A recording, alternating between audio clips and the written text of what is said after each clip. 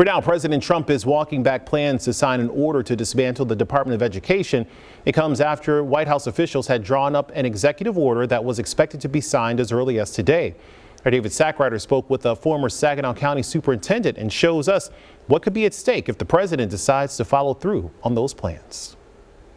Retired Carleton Superintendent Craig Douglas says it's hard to quantify just what kind of impact eliminating the Department of Education will have because it touches so many different areas of our local districts.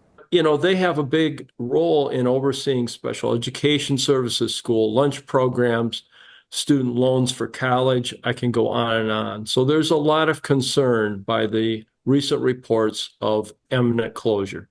Douglas says districts receive the vast majority of their funding from the state. A cut to the Department of Education would not bring an end to per pupil funding at the local level, but it could impact the district's budget in other ways. Title I programs are huge in all districts, but especially those that are most need and impoverished.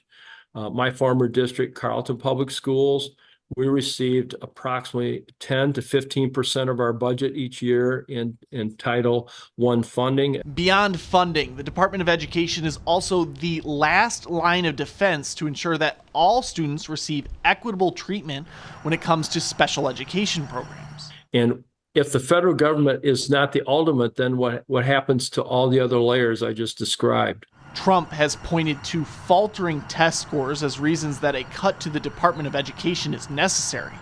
Douglas says making more cuts is not the solution. If I've got an automobile that's in need of repair, to stop repairing it doesn't make any sense at all. We need to try and address whatever the deficiency is. That's probably a bad analogy, but the point is still clear. If you've got a problem, you don't solve it by cutting everything off.